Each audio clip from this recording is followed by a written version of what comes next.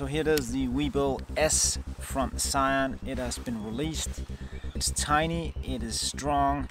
It is a mini Crane 3 lab, I'd say. I have a GH5 with a 10 to 25 on here, and it handles no problem. Even when we don't balance it at 100%, it got this auto tune feature that makes the motors balance itself and adapts to the device that is on there. That is pretty cool. We shot a video here the other day. I'm going to show you that. It's pretty dope.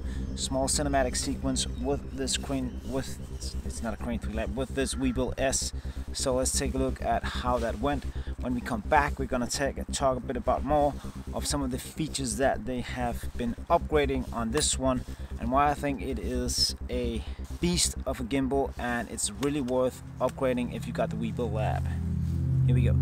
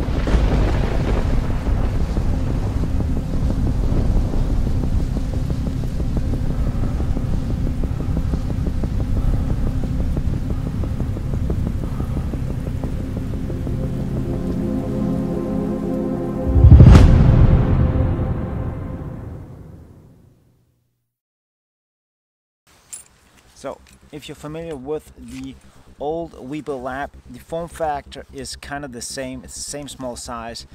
They have adjusted this a bit so you can put a bigger camera on it. You see here I have the follow focus motor. I got a heavy lens on. Got kind of a heavy camera. It's a GH5, which I had a problem on the WEEBILL because it could just fit on there with one of my smaller lenses, and that was kind of it. But this one, it got 300% more torque on the motors than the old WEEBILL lab, which is pretty cool. So one of the great features that they have upgraded is on the screen here. You can now adjust all the settings, the motors, everything on the screen, so you don't have to use the app anymore. Big update on that one. So another great feature on the WEEBILL S is that they have updated this button here. So on the old version, you had to hold this one down to be able to go into follow mode. Now you can just go into the menu.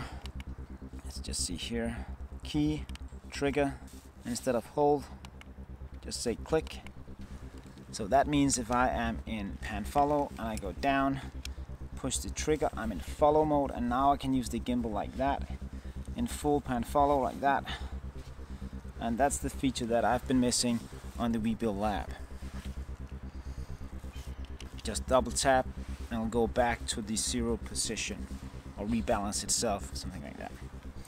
So you can still lock all the axes, but there's just one thing I do not understand. That is, why didn't they put the locks on the same side? On the WEEBILL S, you have the lock here from one axis. There's a lock there. Why is the lock not there? It is on the other side. Just a small thing, but it would just have been great to have the locks on the same side so I don't have to find it on the other side. Minor detail, not a deal breaker, but just a small detail. If you have the trans-mount follow motor, you can still use that. You see it works perfectly on this one. I have the follow focus on. Really dope setup. And yeah, I've upgraded mine with the L bracket, which is pretty cool. And you can also use the small rig field mount adapter for a monitor, which is also great. Sometimes I forget to unlock this one and just says beep beep beep and goes in some kind of sleep mode, which is pretty good.